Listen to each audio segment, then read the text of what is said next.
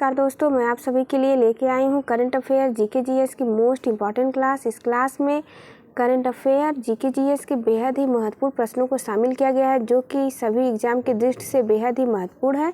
तो आप सभी प्रश्नों को ध्यान से देखिएगा और नोट करते जाइएगा। चलिए शुरू करते हैं। आज का हमारा पहला प्रश्न है, वैश्विक दासता सूचकांक 2023 में कौन सा देश शीर्ष पर है? ऑप्शन ए उत्तर Korea, B Eritrea, C Saudi Arab, D तुर्की। राइट आंसर इज ए उत्तर कोरिया। आइए इसके विश्लेषण देखते हैं। हाल ही में वैश्विक दासता सूचकांक जारी किया गया है। इस सूचकांक को वाक फ्री फाउंडेशन द्वारा जारी किया जाता है। इस सूचकांक में 160 देशों को शामिल किया गया था। इसमें आप देख सकते हैं शीर्ष 5 देशों में उत्तर कोरिया, इरिट्रिया, मॉरिटानिया, सऊदी अरब और तुर्की शामिल है।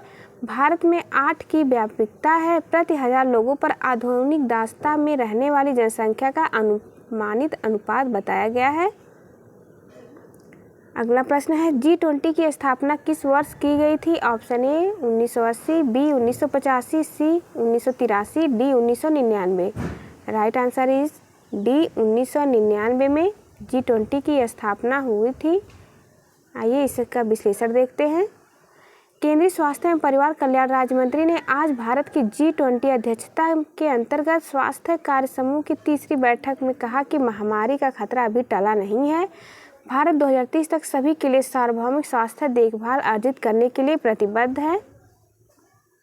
आइए जानते हैं G20 के बारे में।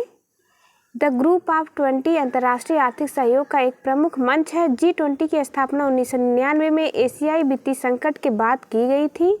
ये सभी प्रमुख अंतर्राष्ट्रीय आर्थिक मुद्दों पर वैश्विक संरचना और शासन को आकार देने और मजबूत करने में महत्वपूर्ण भूमिका निभाता है। भारत 1 दिसंबर 2022 से 30 नवंबर 2023 तक G20 की अध्यक्षता करेगा। G20 में सदस्य देश शामिल हैं, सभी के नाम दिया हुआ है, आप चाहे तो इसे नोट कर सकते हैं। अगला प्रश्न है, लेवेंडर महोत्सव किस राज्य या केंद्र शासित प्रदेश से संबंधित है? A Ladakh, B Kerala, C Jammu Kashmir, D Tripura. Right answer is C Jammu Kashmir से संबंधित है। आइए इसका विश्लेषण देखते हैं। हाल ही में केंद्रीय मंत्री जितेंद्र सिंह ने जम्मू और कश्मीर के भद्रवाह घाटी में 2 दिवसीय लेवेंडर महोत्सव का उद्घाटन किया है। अगला प्रश्न है, नीलांग घाटी किस राज्य में स्थित है? A Himachal Pradesh, B Sikkim, C Jammu Kashmir, D Uttarakhand. Right answer is D Uttarakhand में स्थित है। आइए इसका विश्लेषण देखते हैं। नीलांग घाटी, यह घाटी उत्तराखंड के उत्तरकाशी जिले में स्थित गंगोत्री नेशनल पार्क में अवस्थित है। यह भारत चीन सीमा के निकट स्थित वर्ष 1962 युद्ध के बाद से बंद कर दिया गया था। अगला प्रश्न, निम्नलिखित में से कौन सा बायोगैस का मुख्य घटक है? A propane, B methane, C butane या D ethane. Right answer is B methane का मुख्य घटक है। आइए विश्लेषण के माध्यम से समझते हैं। बायोगैस एक स्वच्छ, प्रदूषण रहित, पर्यावरण के अनुकूल ज्वलनशील गैसीय ईंधन है। इसमें मुख्य रूप से हाइड्रोकार्बन शामिल होता है, जो दहनशील होने के साथ ही जलने पर गर्मी एवं ऊर्जा प्रदान करता है। बायोगैस एक जैव रासायनिक प्रक्रिया के माध्यम से उत्पन्न होती है, जिसमें कुछ प्रकार के बैक्टीरिया जैविक कचरे को उपयोगी बायोगैस में परिवर्तित करते हैं। अगला पॉइंट है, चूँकि उपयोगी गैस एक जैविक प्रक्रिया से उत्पन्न होती है, इसलिए इसे बायोगैस कहा जाता है। इसके घटकों में मीथेन, कार्बन डाइऑक्साइड और कुछ मात्रा में अन्य गैसें शामिल हैं। मीथेन गैस बायोगैस का मुख्य घटक है। अगला प्रश्न, निम्नलिखित में से किस दर्शन को लोकायत कहा जाता है? ए Nyaya, B Yoga, C Charvaka, D Sankhya. Right answer is C Charvaka दर्शन को। मोस्ट इम्पॉर्टेंट क्वेश्चन है ये पीसीएस एग्जाम के लिए। चारवाक दर्शन क्या है? आइए इसे समझते हैं। यह भौतिकवादी दर्शन है और इसके प्रवर्तक चारवाक हैं। चारवाक संप्रदाय जिस मूल सिद्धांत को आधार मानकर चला है वह है सुखवाद। सुखवाद का सरल अर्थ है सुखों की प्राप्ति करना ही नैतिक कर्म है। चारवाक संप्रदाय का स्पष्ट मत है कि जब तक जियो सुख से जियो, उधार लेकर घी पियो, एक बार देह भस्म हो जाने के बाद वापस कोई लौट कर नहीं आता है। इसमें लोक अर्थात दुनिया के साथ गहरे संबंध को महत्व दिया गया है। इसलिए इस दर्शन को लोकायत भी कहा जाता है। बता दें कि भारतीय दर्शन के विभिन्न संप्रदायों में से चारवाक संप्रदाय अकेला है जो सुखवाद के पक्ष में खड़ा है। अगला प्रश्न, कांगेर घाटी राष्ट्रीय उद्यान किस राज्य में स्थित है? A Orissa, B Chhattisgarh, C Madhya Pradesh, D Andhra Pradesh. Right answer is B, Chhattisgarh में स्थित है। आइए इसका विश्लेषण देखते हैं। हाल ही में छत्तीसगढ़ के कांगेर घाटी राष्ट्रीय उद्यान में एक दुर्लभ भारतीय माउस डियर या चित्तीदार सेवरोटेन को देखा गया है। कांगेर घाटी राष्ट्रीय उद्यान के बारे में देखते हैं। यह छत्तीसगढ़ राज्य के बस्तर जिले में स्थित है। इसका नाम इसके समानांतर में बहने वाली कांगेर नदी के कारण पड़ा है। इसे वर्ष 1982 में राष्ट्रीय उद्यान का दर्जा दिया गया था। माउस डियर के बारे में देखते हैं। यह भारत का सबसे छोटा हिरन है। यह रात्रिचर होता है जो भारत में आमतौर पर पश्चिमी घाटों के साथ साथ पूर्वी घाटों में, उड़ीसा और मध्य भारत के कई वन क्षेत्रों में पाया जाता है। अगला प्रश्न, विश्व पर्यावरण दिवस कब मनाया जाता है? ए 3 जून, बी 4 जून, सी 5 जून या डी 6 जून। राइट आंसर इस 5 जून को मनाया जाता है। आइए विश्लेषण देखते हैं। हर साल दुनिया भर में 5 जून को पर्यावरण दिवस मनाया जाता है। इस वर्ष विश्व पर्यावरण दिवस की थीम है बीट प्लास्टिक पॉल्यूशन। विश्व पर्यावरण दिवस 2023 को कोटे डी आइवरी द्वारा नीदरलैंड की साझेदारी में आयोजित किया जा रहा है। इस दिवस की स्थापना 1972 में स्टॉकहोम में आयोजित मानव पर्यावरण एवं संयुक्त राष्ट्र सम्मेलन के दौरान हुई थी। अगला पॉइंट है, विश्व पर्यावरण दिवस का उद्देश्य है विश्व के नागरिकों को पर्यावरण प्रदूषण की चिंताओं से अवगत कराना और प्रकृति एवं पर्यावरण से लेकर जागरूक करना। यह दिवस प्रत्येक वर्ष एक अलग देश द्वारा आयोजित किया जाता है। पिछले वर्ष 2022 में इसे स्वीडन द्वारा आयोजित किया गया था और इसकी थीम थी केवल एक पृथ्वी यानी ओनली वन अर्थ। अगला प्रश्न, चर्चा में रहा कवच सिस्टम संबंधित है। ए भारतीय नौसेना से, बी भारतीय अंतरिक्ष मिशन से, सी भारतीय रेलवे से, डी चिकित्सा से। राइट आंसर इस सी भारतीय रेलवे से संबंधित है। आइए इसका विश्लेषण देखते हैं। हाल ही में उड़ीसा में हुए ट्रेन हादसे के चलते रेलवे का कवच सिस्टम चर्चा में आ गया है। कवच सिस्टम रेलवे का एक ऑटोमेटिक ट्रेन प्रोटेक्शन सिस्टम है। यह कई इलेक्ट्रॉनिक डिवाइस का सेट होता है। ट्रेन हादसे का शिकार न हो इसके लिए इसमें रेडियो फ्रीक्वेंसी आइडेंटिफिकेशन डिवाइसेस को train track, railway signal system और हर स्टेशन पर 1 किलोमीटर की दूरी पर इंस्टॉल किया जाता है। इस सिस्टम में दूसरे कंपोनेंट से अल्ट्रा हाई रेडियो फ्रीक्वेंसी के जरिए जुड़े रहते हैं। इस कवच सिस्टम को भारतीय रेलवे ने research, design and standard organisation की मदद से तैयार किया है।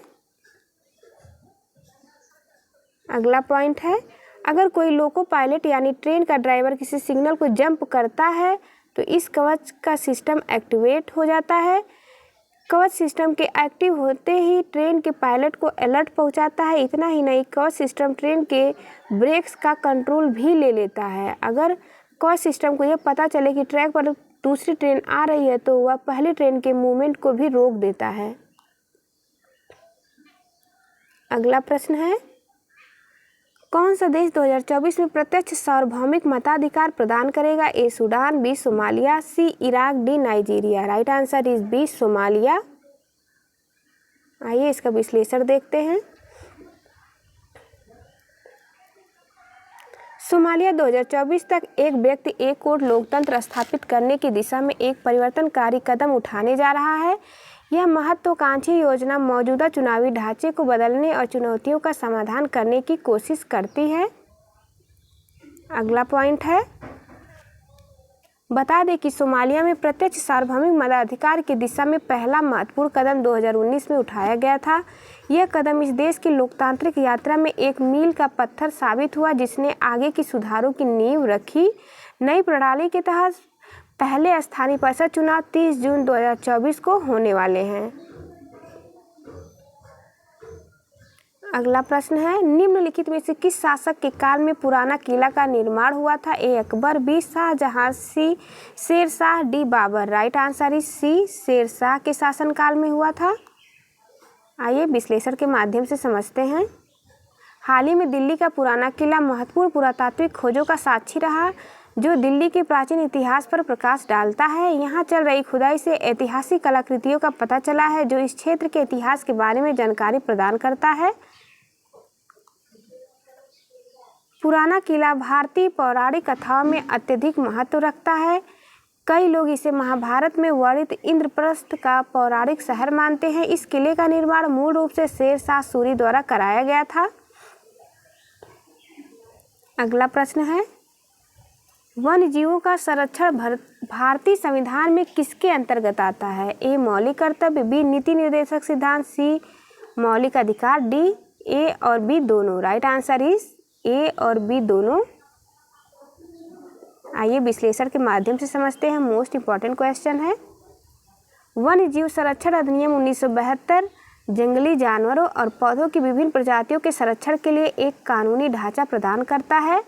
वन्य जीवों हेतु संवैधानिक प्रावधान क्या किया गया है? आइए इसे समझते हैं। 42वें संशोधन अधिनियम 1976 के तहत वन एवं वन्य जीवों एवं पक्षियों का संरक्षण राज्य के समवर्ती सूची में स्थानांतरित किया गया था। संविधान के अनुच्छेद 51A(G) में कहा गया है कि वनों और वन्य जीवों सहित प्राकृतिक पर्यावरण की रक्षा और उसमें सुधार करना प्रत्येक नागरिक का मौलिक कर्तव्य है। राज्य के नीति निर्देशक सिद्धांतों में अनुच्छेद 48A के अनुसार राज्य पर्यावरण की रक्षा एवं सुधार और देश के वनों तथा वन्य जीवन की रक्षा करने का प्रयास करेगा।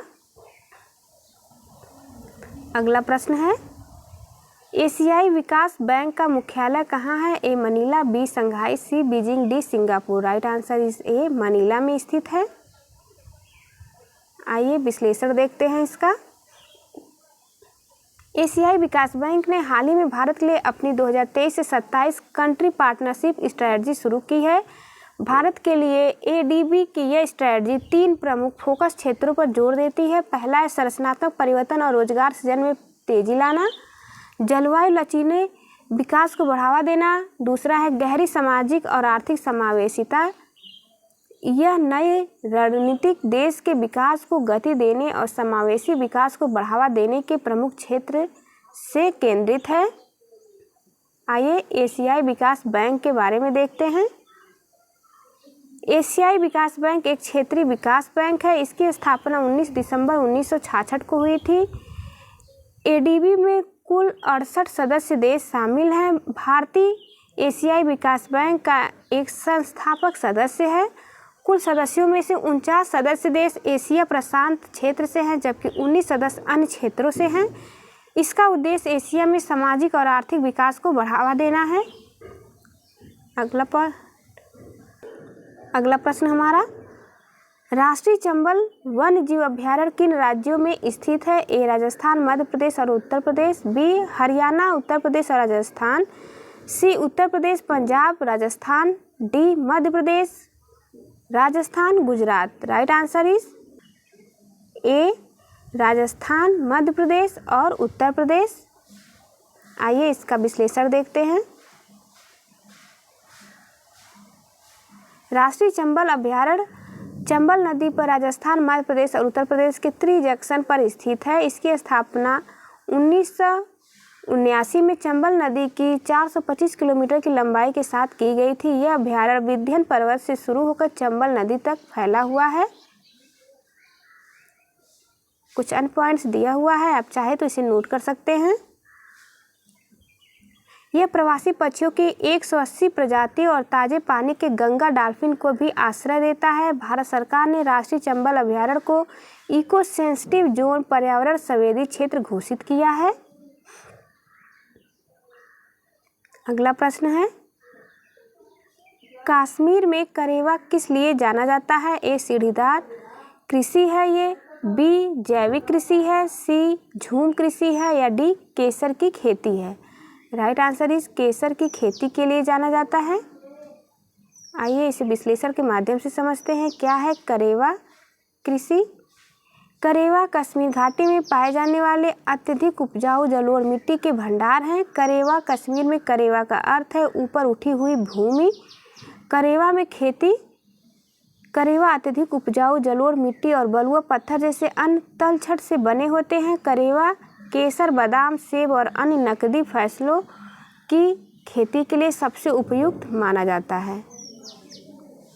अगला पॉइंट, बता दें कि करेवा कश्मीरी केसर के लिए सबसे अधिक प्रसिद्ध है। मई 2020 में कश्मीरी केसर के गहरे लाल रंग, उच्च सुगंध और स्वाद जैसी विशेषताओं के लिए जीआई टैग दिया गया था।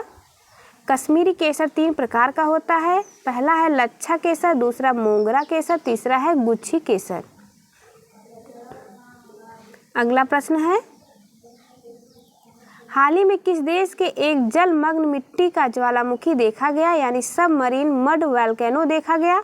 ए Indonesia, B Italy, C Norway, D Mexico. Right answer ही सी नॉर्वे में देखा गया है। आइए विश्लेषण के माध्यम से समझते हैं।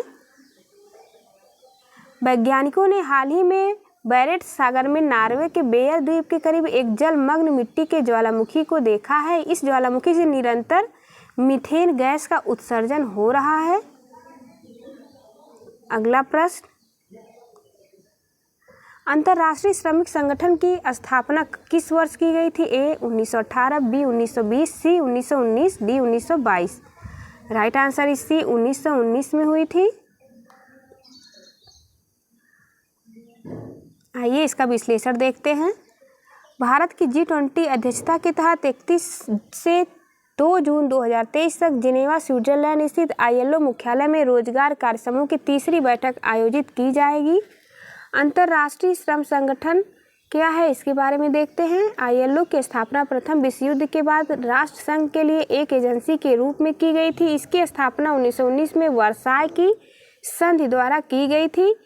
इसके संस्थापकों ने संगठन की स्थापना से पहले ही सामाजिक सोच और कार्यों में काफ़ी प्रगति की थी। यह वर्ष 1946 में संयुक्त राष्ट्र की पहली विशिष्ट एजेंसी बनी। अगला पॉइंट है,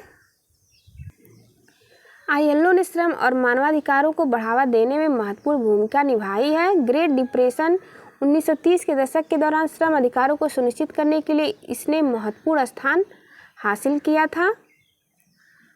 अगला प्रश्न है, मोस्ट इम्पॉर्टेंट क्वेश्चन, भारत में अभी तक कितने परिसीमन आयोग गठित हो चुके हैं? A 5, B 4, C 3, D 2। Right answer is B, 4 परिसीमन आयोग गठित हो चुके हैं।